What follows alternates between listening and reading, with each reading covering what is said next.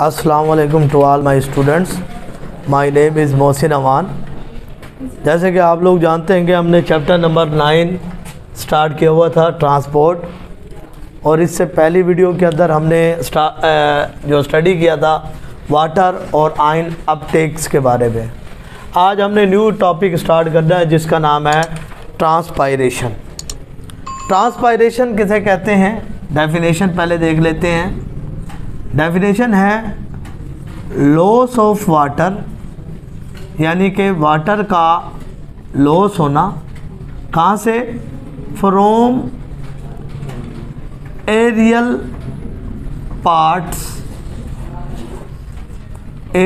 Parts of plant, पौधे के ऊपर वाले हिस्सों से, और कहाँ पे? टू एटमॉस्फेयर, माहौल में पानी का लूज होना। यानी डेफिनेशन क्या हो गई हमारे पास कि वाटर का लूज होना पौधों के एरियल पार्ट से टू एटमॉस्फेयर में।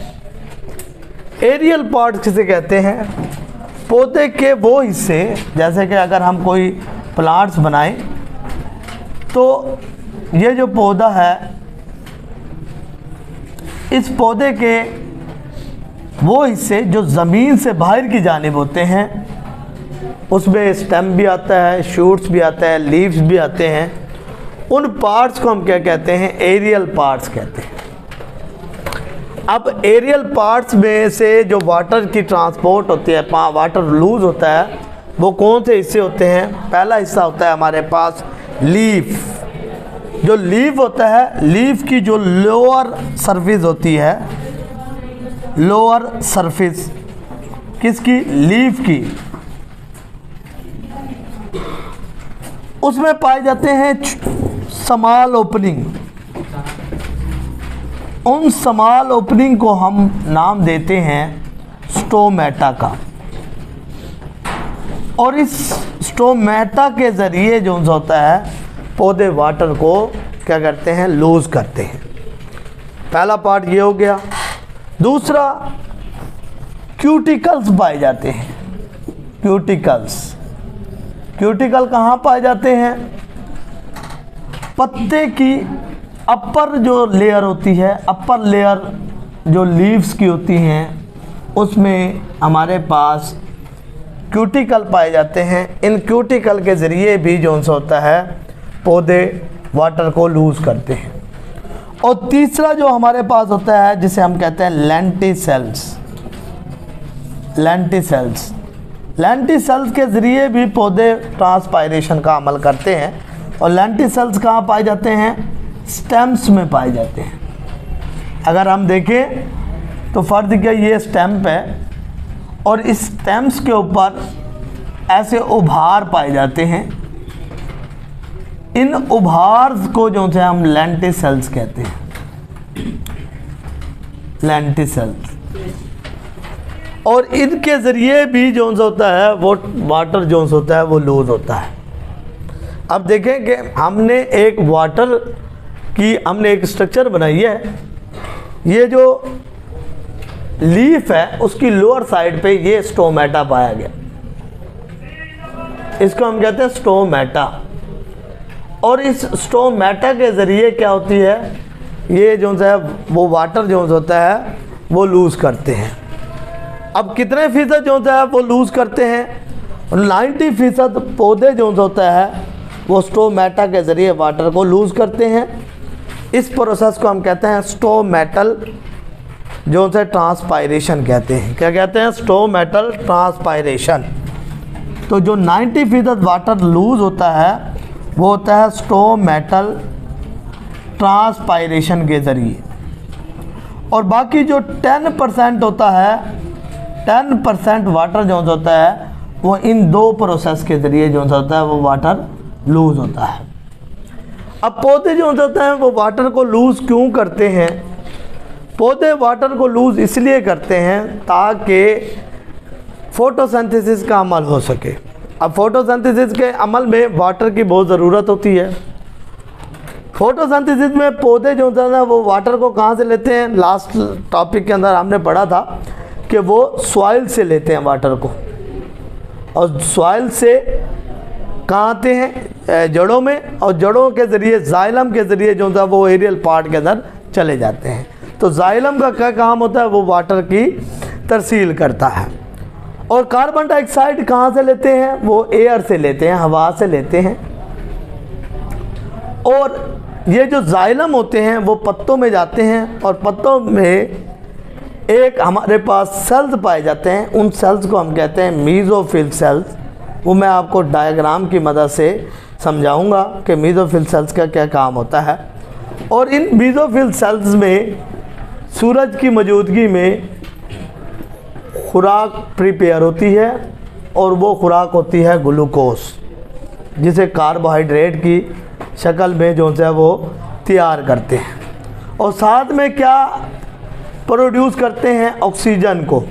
और ये जो ऑक्सीजन होती है इसे बाई प्रोडक्ट के तौर पर इस्तेमाल करते हैं, बाई प्रोडक्ट के तौर पर। यानी कि अगर पौधे चाहें तो इसे अपने पास स्टोर कर लें, और अगर चाहें तो इसे रिलीज़ कर लें। अब देखिए, ये हमने एक डायग्राम बनाई है। इस डायग्राम के अंदर आप अगर देखें तो ये एक पत्ते की डायग्राम है। इसके अंदर जो बाहर वाली लेयर होती है इसे हम कहते हैं एपिडर्मस,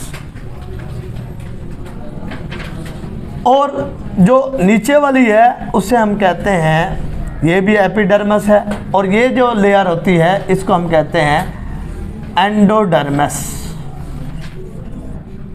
एंडोडर्मस, एपिडर्मस और एंडोडर्मस के दरमियान ये हमें जो नज़र आ रहे हैं इनको हम कहते हैं mesophyll cell. Mesophyll sales, mesophyll cell क्या काम करते हैं, ये फूड को प्रिपेयर करते हैं। यानी प्रिपरेशन ऑफ फूड जो होती है वो मीज़ोफिल सेल की वजह से होती है। और मीज़ोफिल सेल में फोटोसिंथेटिक पिगमेंट्स पाए जाते हैं, जैसे क्लोरोफिल कहते हैं। वो जो क्लोरोफिल होते हैं वो पत्तों को सब्ज करते हैं। और इस पत्ते की जब हमने माइक्रोस्कोपिक स्ट्रक्चर देखी तो यहाँ पर देखें, आपको समझ आ रहे होंगे, ये मीज़ोफिल सेल दो टाइप के होते हैं। एक ये लंबे से जो बिल्कुल एक दूसरे के साथ अटैच है। इन मीज़ोफिल सेल्स को हम कहते हैं पैलिसाइड मीज़ोफिल सेल। पैलिसाइड मीज़ोफिल कहते हैं, जो बिल्कुल एक दूसरे के साथ अटैच होते हैं।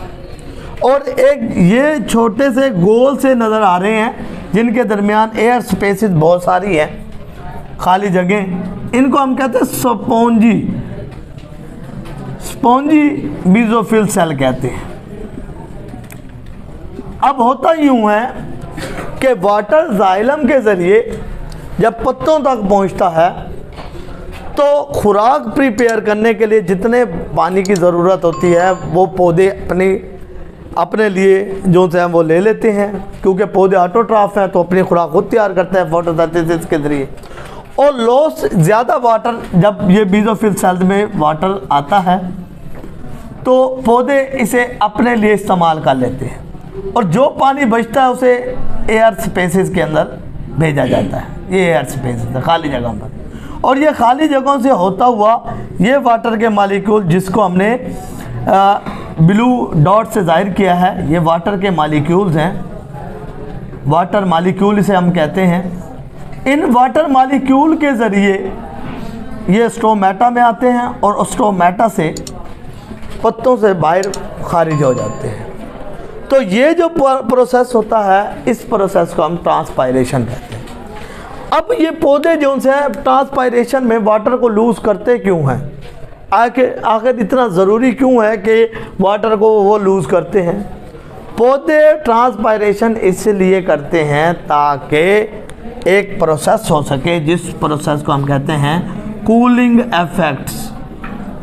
जैसे कि कूलिंग इफ़ेक्ट के मैं एक एग्जांपल दूं तो अगर आप नहा कर आएँ और पंखे के नीचे खड़े हो जाएं तो आपको ठंडक महसूस होती है। इसी तरीके से पौधे वाटर को लूज़ करते हैं ताकि कूलिंग इफ़ेक्ट्स प्रोड्यूस किया जा सके। और कूलिंग इफेक्ट से वो जो होता है फोटोसिंथेसिस होती है और खुराक प्रिपेयर होती है। तो स्टूडेंट्स, आज हमने ट्रांसपायरेशन को डिस्कस किया। कल इंशाल्लाह हम नेक्स्ट टॉपिक जो है स्टोमेटा के बारे में डिस्कस करेंगे। ओके, अल्लाह हाफिज़।